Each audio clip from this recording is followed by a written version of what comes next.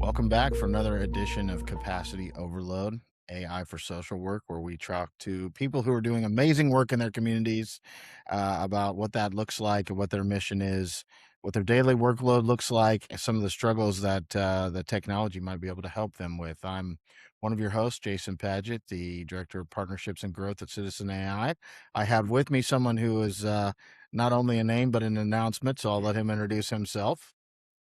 Hey everyone, Oliver Belanger. I am now the CEO of Citizen AI. A little bit on Citizen AI, we use AI to help connect people in need to local community resources, providing wraparound services. Um, and excited for us to chat with Cody. Yeah, and you know what? One of those community resources that we've reached out to and had some talks with and are exploring is the ARC in Boone County, which helps people with disabilities. And I went to a luncheon that they put on a couple weeks ago, and they had this keynote speaker that just blew me away. And I thought we have got to get this guy on the podcast. I don't want to tell your story for you, Cody. I will just say if you're in for a moving story, you want to stick around. So I'll let you introduce yourself and kind of tell us a little bit about your journey and your business, and then we'll take it from there. How's that sound? I think that sounds like a good plan, Jason and Oliver. Thanks for having me on your podcast, by the way. Definitely. Well, my name is Cody Clark. I'm based not too far from Jason and Oliver in Louisville, Kentucky. But as they can tell you, I've been to 45 of the states, so I've definitely earned my flight wings, and my tires have earned their road warrior titles too.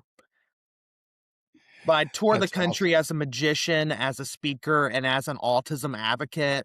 The art chapters are a lot of my clients, so are Autism Society chapters, different disability service providers, as well as corporations like Energizer Batteries and Delta Faucets and Waymo self-driving cars, and school assemblies for school assembly shows that teach autism like you're 5 to an audience that literally is 5. That's too cool, man. Like, tell, dive it. First off, you have a great sense of humor. I love how you poke fun at the Pacers and the multiple renames of our field house while you were up there, and the way we often say Louisville, like the slugger, not Louisville, like it should be said. That's one of my favorite parts, no matter which type of client I'm at, is inserting jokes specific to their situation. You definitely know Waymo got their share of self-driving car jokes. The Pacers made it easy because this year they tanked so bad the rules got changed afterward, and that's when you know you've done something really bad. Every city That has is something to joke about.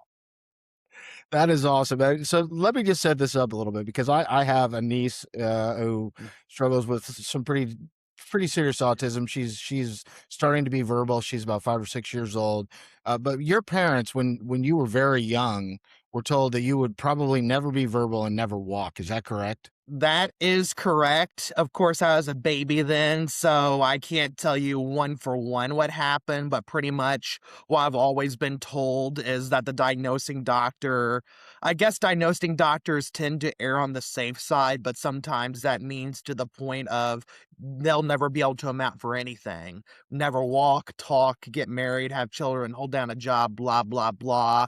It's a common enough story with others where I largely believe that's what happened, that I was nonverbal from 15 months is when I got diagnosed. I finally started speaking just in the nick of time to be mainstreamed into kindergarten right away.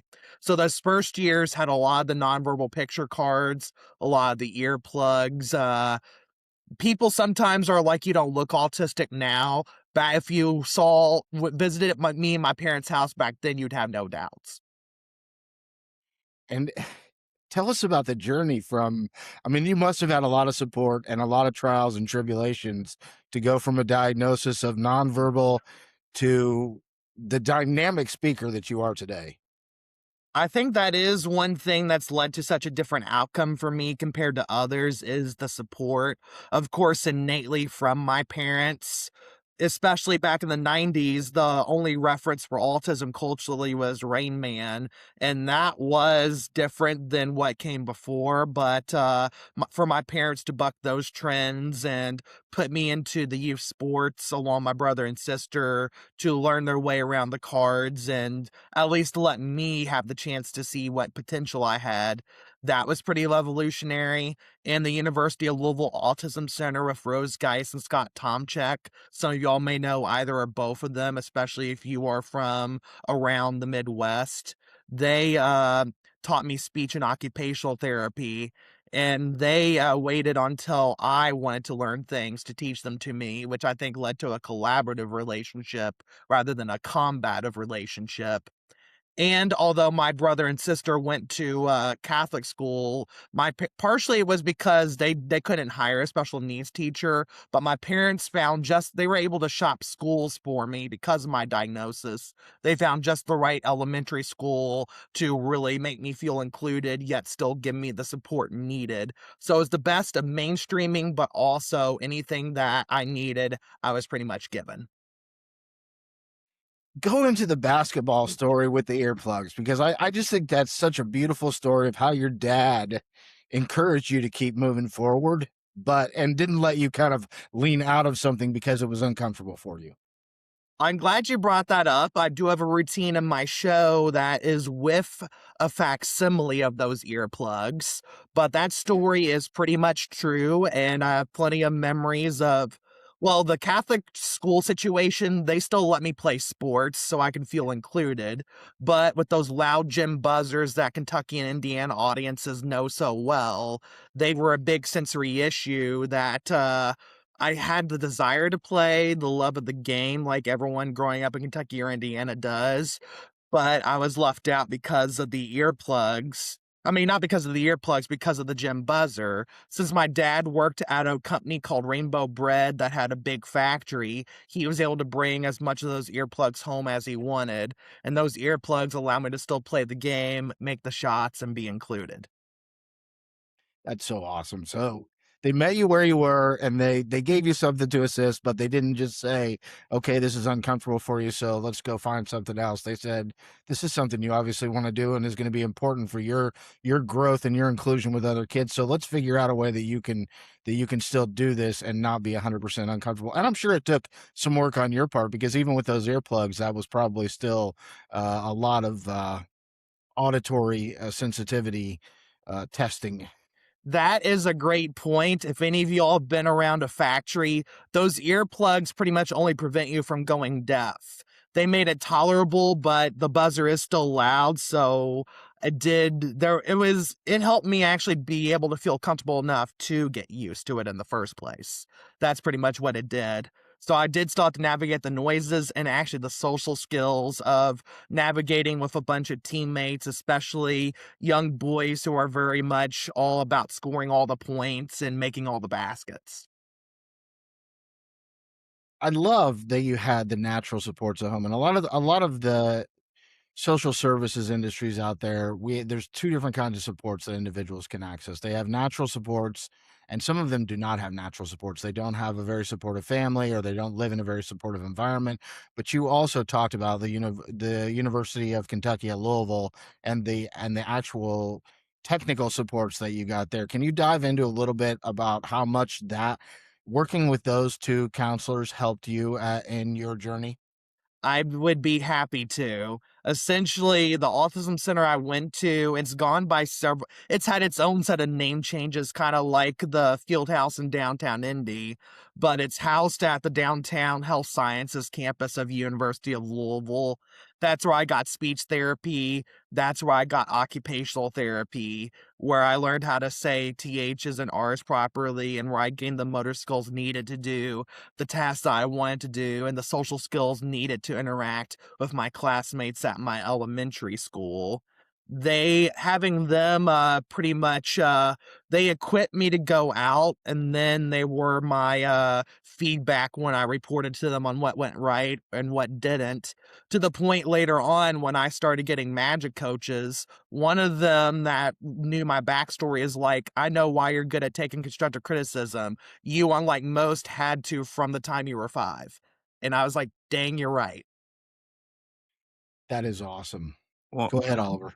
yeah, one of the things you shared that was really impactful that they did was um, teach you things as you wanted to learn them and kind of following your motivation and your interests to create a collaborative dynamic as opposed to a combative dynamic. Can you share a little bit more about um, what made that so effective, and especially how that might relate to um, folks who have some of the same challenges you do?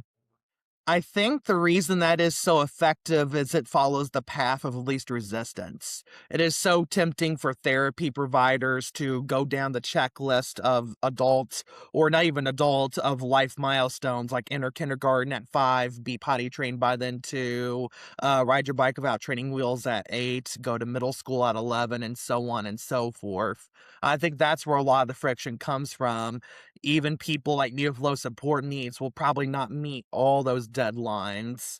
So if we were held to those deadlines, there's at least going to be a lot of friction and also a lot of self issues because we maybe only meet one or two of those deadlines. Where what Rose and Scott did, they let me naturally be curious about the thing. Then they plugged in their practices and took advantage of that. And that made it feel less combative because now they were my coaches, not this random outside figure who told me I wasn't stacking up to my peers. So they positioned their practices, tools, and methodologies as tools you can use to achieve your goals and open up the world, and they were vehicles for you to move forward along your own set of objectives, as opposed to uh, forcing a series of goals upon you and forcing a series of methods upon you. Am I kind of tracking? You are exactly right. Nothing was forced, everything occurred natural. Awesome. And that kind of piggybacks to what I was just thinking about, which is, and this is as a parent, and another parent asked me just the other day. He said he has a kid who the kid often gives up on things if they're difficult, which I did a lot as a kid, and he was trying to figure out ways to challenge his kid, and I said, have you thought about looking at his interests rather than yours, and what in his interest sets might be challenging? And I think magic kind of falls into that for you. I think sometimes as parents we go from our own frame of reference. Like my dad always wanted me to be a football player, and I was in karate, and he wasn't, that never really jammed with him, and I probably still have trauma because of that, right? But if parents or teachers or help people lean into your particular interest, magic seems to have like lit you on fire and totally changed your whole game. So why don't you get into how impactful that was and how much support you had around exploring that? Well, I have cycled through a lot of special interest, like most autistic young boys. I like trains. I also always was inclined to performing arts, but I don't have a singing voice. My parents weren't plugged in enough to know where the acting schools were, so it was hard to find exactly the right medium for me. But I always had that drive to share myself in my heart on stage. But this family vacation we went to when I was 11, there was a magician there who brought me up on stage and had me help with a few tricks, including the world famous Song a Lady in Half trick. But don't worry, she only left with a split personality. That's a S tier dad joke. I love it. But pretty much what that moment did for me was made me actually do something right for a change, which a lot of people with disabilities are used to trying and getting things wrong. So it kind of flipped the usual dynamic on its head. Plus, magic has these magic kits that most magicians worth their salt will sell back of the room after their show, or you see them at Barnes and Noble, the fancier bookstores. So there was an immediate path to, oh, you're a little intrigued, learn the tricks in this kit. Now you're really intrigued. There's magic clubs in different cities, and I joined the Louisville Magic Club. So not only did I gain the ability to do things that no one else could do, which is powerful when you grow up with a disability, but I gained replacement friends for transitioning to middle school, and the middle school people not being as understanding as that handpicked elementary school set of people was. So I gained the ability to improve my lot in life. I gained friends to connect with and goal setting skills, because another thing the art of magic does well is gives you instructions broken down with a clear endpoint, and that does a lot for managing executive functioning issues that a lot of us with autism may not be born with. That's amazing. It kind of parallels. Go ahead, Oliver. I saw you were about to talk, and I know I got Yeah. to give you a second. Um, that magic club, I imagine it was, people of all ages interacting. Is it am I do I have that right? Or was it Largely, magic clubs do lean a little older, but there were other young magicians my age, a lot of middle-aged pros. And ever since I joined the club, kind of paved the way for people with disabilities to be accepted there. There's a really good magician with cerebral palsy that if any of you in the area ever watched WHAS's Crusade for Children, which is it's based out of Louisville, but like the telethon that Jerry Lewis did. Me and Graham will actually be on it along with Lance Burton, the famous magician from Louisville. So We'll be put a sure to link to tune that. into that. But now there's Graham. He has cerebral palsy. He's in the club. There's a husband and wife couple with autism in the club. Uh, there's you. In short, you're right. There is a big dynamic of people in the club. well, and you joined in middle school? Is that right? Right when 6th grade began, that is correct. So I've been in magic about 22 years, and pretty much I got into it in June, joined the club in September. And then that means that, um and the magic club became, I'm assuming, a major part of how you spent your week. How often per week were you going? Well, it's once a month meetings usually, but that doesn't mean members can't hang out on their own, and that I do that with a lot of the magicians, hang out with them quite often throughout the month when I'm actually Mhm, home, but it's usually one meeting a month plus, like, public shows and stuff. mhm. So, I guess the thing that strikes me is, from that middle school period forward, you had a interest-based community of people across different ages, um, which gave you the opportunity to, learn a variety of different social skills of interacting with people at different points in their lives, and coming from different places, that perhaps some other folks have not had that kind of opportunity, which is, I think, super interesting because you had a bonding and bridging connection point, being, of course, the magic, giving you, a kind of positive exposure to people that are at a very different life stage. Yeah, exactly. It was a regular form for practicing social skills to an audience that will be there about every month. So if you mess up one month, you can try again the next month. And I think that's important both with the magic itself and with social skills. Having that regular practice forum really allows you to gain social skills that you aren't naturally born with. Can I just say I'm old enough that used to watch the Jerry Lewis telethon, and I actually waited on him one time at St. Elmo's when I was Wow. away. Yeah, so I don't know if that's impressive or just shows you that I'm getting up there in the years, but yeah, definitely those were fond memories, and we'll put a link to the one you mentioned in the show notes so that people can check that out. It will I be couldn't help. Saturday, June 6th. The telethon part starts at 7, and my part will be around 8 p.m. Okay, And you well, can count attend me in in. person at Paris Town Hall in Louisville, or I know for sure if you're close enough to Louisville, the ABC affiliate has it, and there's a chance some of the, like, I bet Indy's ABC affiliate adopts it. So depending on where you're listening from, you may or may not be able to view it, but the closer you are to Louisville, the more likely it is on the ABC station.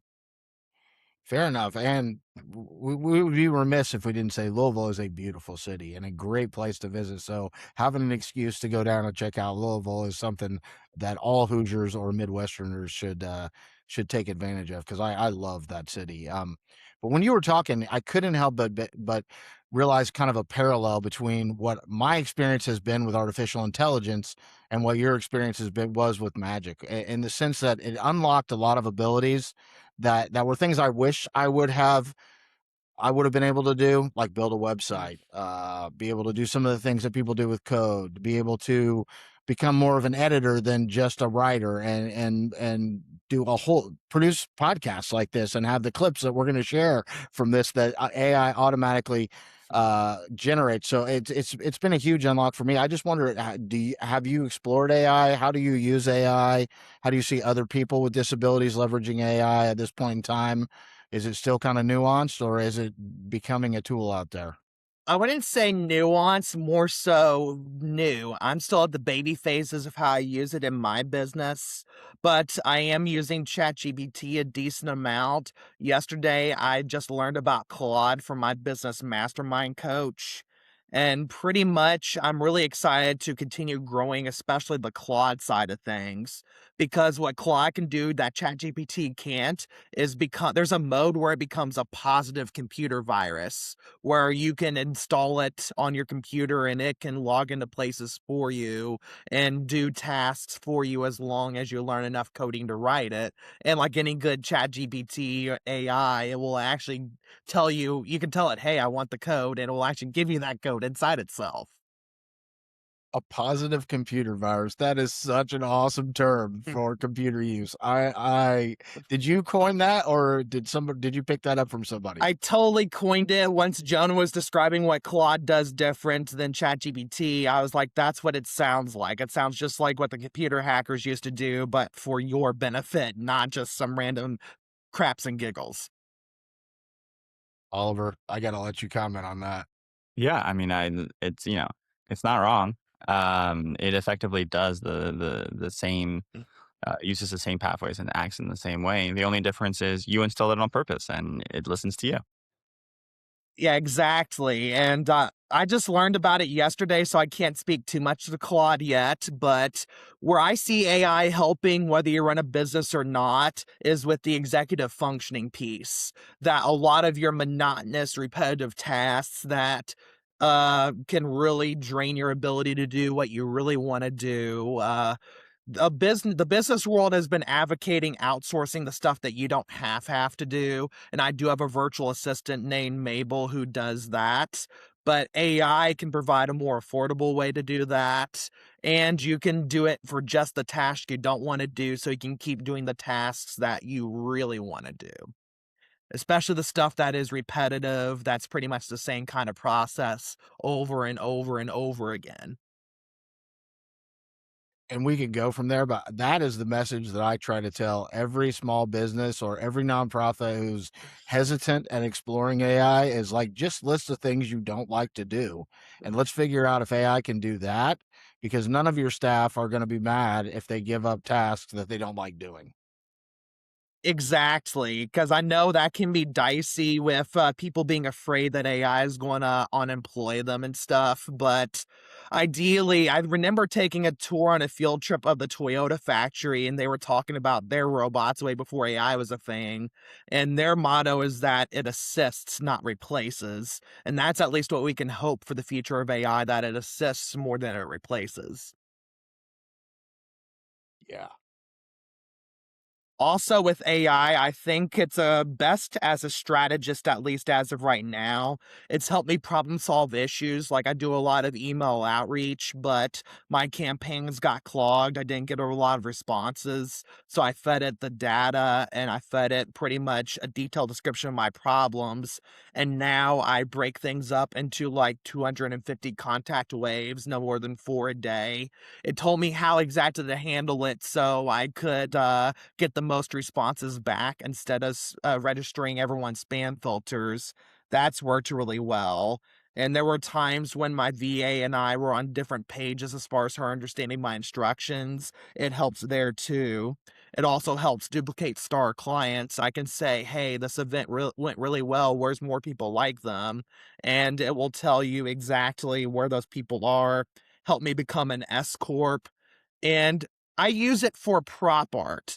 I will, when we talk about the don'ts of AI, I don't use it for marketing art, but for like props in my show, like my nonverbal picture cards, I am comfortable using AI for that purpose. Go ahead, Oliver. I'm gonna let you ask questions first, if you have them. That that's awesome. I think my mind gets pulled to the executive dysfunction piece. Um, and uh, using using AI as a support there. Um, do you think that is something that is shared by many folks that have the same challenges that you have, both in terms of the problem and solution, meaning um, uh, a likelihood for executive dysfunction, and then the ability to use AI to be able to overcome those challenges, to gain those support, and to be able to problem solve more effectively? I would lean yes for all of that. I would feel comfortable saying executive dysfunction issues of some sort. That is one of the unifying symptoms of autism, no matter where you are on the spectrum. And why a lot of people with low support needs have advocated that the spectrum be more of a star, because it's actually more pronounced with us, because people see that we excel in our special interest and expect all our lives to be organized, when in reality, a lot of us may have trouble keeping our houses clean, may have trouble remembering when to pay bills or unsubscribe free trial subscriptions. AI can kind of counterbalance a lot of that. And what I like about AI for people with more moderate to severe support needs is you can get as simple or as complicated as you want. Pretty much the one thing I would say everyone should do is give it as much info as possible at the beginning, because AI is actually supposed to regurgitate your own brain back to you, but if you just type a sentence into the prompt, it's of course going to give you a limited answer. So if you or a caretaker or a support professional give info dump like us autistics do, give it as much info about the problem, but for most people it's not hard to use. So I think it has a lot of potential for moderate to severe support needs too. Have you ever explored using the AI to generate a prompt for itself or for another AI?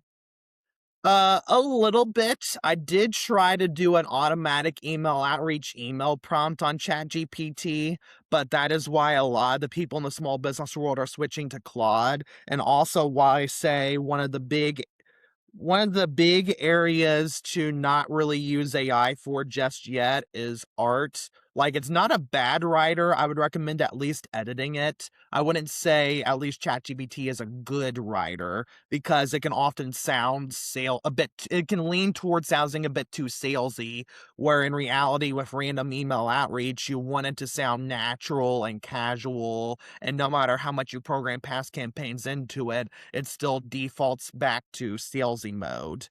So I wouldn't necessarily recommend using it for writing, especially not for art. The big mistake all of you should avoid, I know a lot of disability orgs, a lot of your community events make it, AI event posters all end up looking alike, and not and that leads to people going to none of your events. And all the people who hate AI enough to protest an event, they can tell when you use it for a poster. They do not know if you're using it on the back end. But if you use it on a poster, not only do people not go, but some may advocate against it, the people who are really anti-AI, because that is like the signal. Hello, I'm using AI. Feel free to complain. You're not the first person I've heard say that. And I'm, as a Claude pilled, like total Claude user, I'm going to give you a gold nugget when you're trying to use it for writing. Sonnet 4.6, so you can pick your model when you're in there. Sonnet 4.6 writes a lot better than the 4.7 Opus model does when it comes to creative writing. So that's just a little bit of a nugget. One of the things that you mentioned, and one of the things I just want to explore a little bit, is a little off the cuff idea. Amanda Askell is a philosopher who is now making probably millions of dollars a year working for Anthropic and helping devise safe super safe intelligence, right? And traditionally, philosophy degrees were not worth the paper they were written on unless you wanted to go teach. And so now we're starting to see where AI unlocks some things for people that it didn't have before. When you talked about how you love magic because it has that step by step systematic way of doing things and that autistic people think that way, there are a lot of businesses out there who are trying to figure out how to break their business processes down into those step by step uh instructions that artificial intelligence, because that's exactly how computers think, right? And yet a lot of people who don't think that way have a lot of difficulty putting their processes into that format. So there may be some opportunities for people who think that way to help in consulting roles to smaller, medium-sized businesses in how to actually outline their processes. Just did Actually, you just cut an out off a the cuff little bit thought. during the middle. Could you give a summary of that? Yes, business if people with autism or disabilities have a tendency to think in a very linear and step-by-step process, a lot of people don't think that way, but computers do. So there are now a lot of small to medium-sized businesses that need help rewriting their processes in a way that a computer will understand. And so there may be some consulting opportunities for people who naturally think that way to help businesses who don't. Very true. Just like any new technology, a new set of talents is needed for it. Yeah, yeah, very much. The flyer thing is interesting. Oliver, we've heard somebody else mention flyers on social media for events made by AI not being a good thing. Well, and I think it's one of those things where you can probably uh, prompt it in such a way that it gives you a flyer that doesn't look AI generated in the same way, or at minimum looks AI generated, but not the same as all the other ones. Yeah. And I think this is where one of the things I mentioned earlier was having a model or having one of the AI tools write the prompt for you. So one thing that works quite well, and Jason and I do this when we're building materials sometimes, is going to Claude. So Claude doesn't do image generation, like they don't really have the capability. ChatGPT does do image generation, and it does it quite well.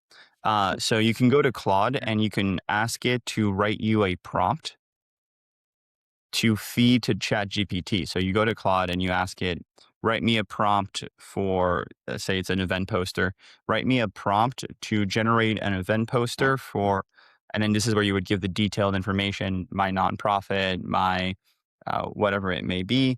Here's the important information. Here's my, here's information about us, and write me a detailed prompt that I can give to ChatGPT to generate the poster, but make sure in the prompt to set it up in such a way that it won't look like, you know, an average um, or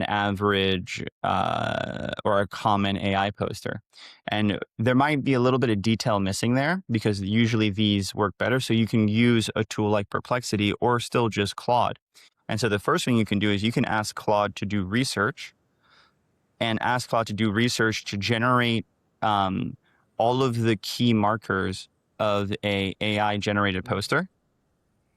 And then you can take that and copy that into a new prompt, asking Claude to generate a prompt for an event poster that doesn't use the hallmarks of these AI generated event posters by copy pasting those into it. And then that'll produce you a prompt that you can feed into ChatGPT.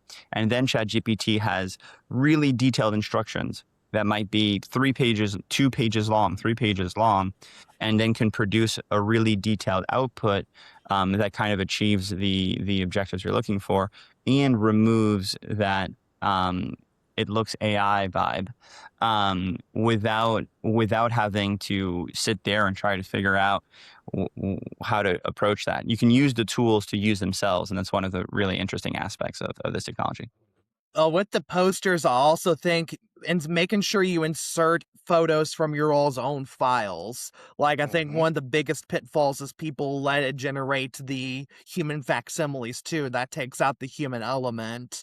Whereas having posters, especially of like your service recipients having a good time at the event, that maintains a lot of the human element those posters lack. So just that Yep. one change alone probably helps.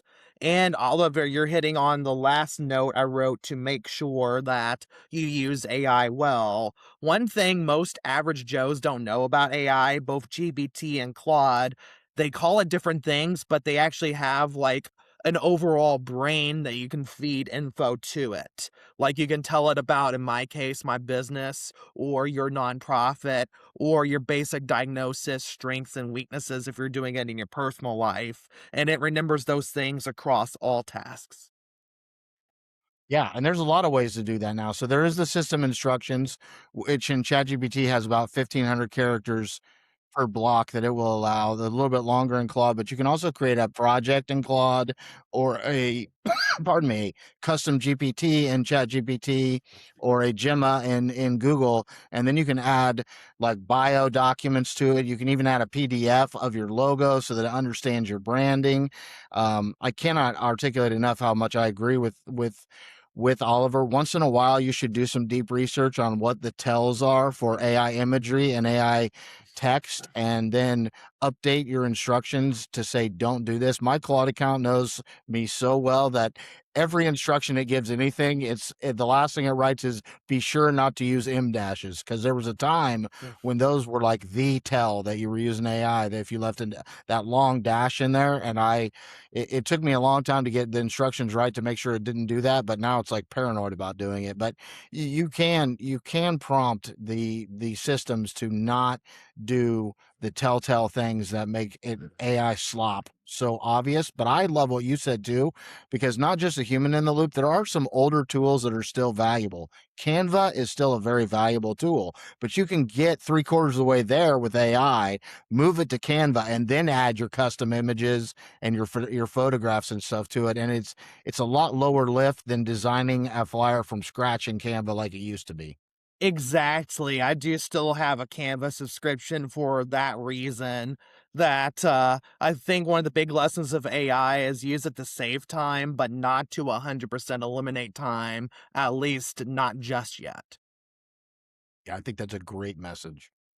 Great message. The other thing that I wanted to bring up when you were talking about people with disabilities, and like different people like to consume information different ways. I've never been a for strong reader. Like I don't enjoy it. I don't know if it's a disability or laziness or whatever you want to call it. I don't like to read. I like audio. Other people really like video.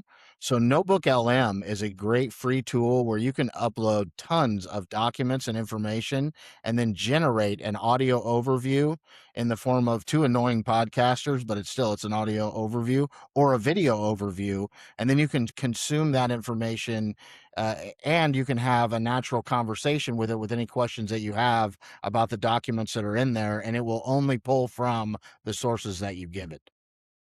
And to contrast, I generally prefer reading than audio or video. So I can take videos and throw them into Notebook LM, and I can have it make like presentation slides as a summary. And so then I can just quickly go through it as a series of presentation slides. And, I mean, they're not perfect and they're not slides that I would use for persuasion, but for the act of learning and for the act of understanding, what the content of the video might be or a topic or any of these different things, they end up being really useful. Yeah, And that's a another great. cool mode that I remember ChatGPT doing that I played around with a magician friend, if you have a PDF book, you can upload it and it will actually regurgitate the core points to you as a podcast. Yeah. Hmm. Yeah, that kind of thing is really cool. I've never thought about actually the inverse, like you said, Oliver. I mean, you could upload a YouTube video to Notebook LM and say, write a white paper on this, and it wouldn't be something you'd want to publish, right? But if you prefer reading things in the form of a white paper, it would give you a pretty decent white paper Hmm. on the content of that video. Yep. Or if you were to group a whole bunch of different YouTube videos on a topic, Instead of watching 15 hours of content on double speed, you can feed them into the LLM and then just tell it to make slides. Yeah, it I, can I get you right to the info you want. Hmm. Yeah, for your use, Cody, when you're going to an organization, because I do this when we go talk to organizations, or before I had this amazing job when I was going looking for a job. If I'm going to an organization, I'll start a notebook LM and do as much research about them as I can, and then have it give me an audio overview on my way there of what that organization's all about, what they're currently doing. And now I'm walking in with like this fresh perspective of knowledge that would have taken me hours to research, but I've got a great overview. Now, I will warn, if you do deep research in there and have it populate from a web search information, you better look through the documents and make sure that it did not mistake you for someone organization you're looking for another organization, or you might make yourself look more like a fool than a wise person. Yeah, that is very true. Like any technology, ChatGPT can sometimes make the wrong assumptions. Very, very true. What other questions do you have, Oliver? I think I've asked most of them at this point. What about you? I I'm just amazed at you could teach people how to use AI. I mean, like, are you completely self-taught? How did you get into using AI? I guess that's my question. Like, what my journey was, like, I heard it could write, and I was like, that's it can't do that. And so as being the contrarian that I am, I went at it to try to prove that it couldn't do what they were claiming it could do, and was pleasantly surprised and just kept exploring. Like, what was your journey with AI? Well, ever since 2020, I've been part of a magician business mastermind group run by my business coach, Jonah Babbins. And he's how I've learned to systematize my business, which included these platforms for mass email outreach, how to data scrape, how to hire virtual assistants. And for the past year and a half, he's been the one that's onboarded all of us to how we can use AI for our business, starting with ChatGPT, letting us know where it helps, where it doesn't. And as of just the past few weeks, he's the one that's like pivot to Claude. It has like 4 different modes that you can all have interact with each other. I think this will be more helpful for us long term. So pretty much my business coach has advised us all on how to explore it. That's awesome. That's awesome. I guess the last thing I would say is what would you like to say to parents out there who might have a young child who's been diagnosed, whether that is a correct diagnosis or an overdiagnosis, as they move forward? Like, what advice would you give them to give them hope and to encourage them to help them grow into as much as they can become the way you have? Well, I would say, like I say at the end of my shows, disabilities like autism are nothing to be scared of, but rather they're different ways of thinking that have all different ways you can adapt to it, ranging from the ways we know of the speech cards, the earplugs, the fidget toys, to now in the AI world, a whole new set of ways may open up for accommodations that make a world where everyone can at least do something a very possible world. What an awesome message. Thank you so much for joining us today. Thank you, Cody. I appreciate you all, and you may learn more about my magic at CodyClarkMagic.com or at Cody Clark Magic, all major social medias. If you're in Louisville or you have a TV station airing it, Crusade for Children is, I think, first Saturday in June. I think that is the 6th. I'll quickly pull up my Google Calendar to double check. Yep, June 6th starts at 7 p.m. Paris Town Hall if you live in Louisville, WHAS 11 or your local ABC station if it airs it. Boom, you heard it here.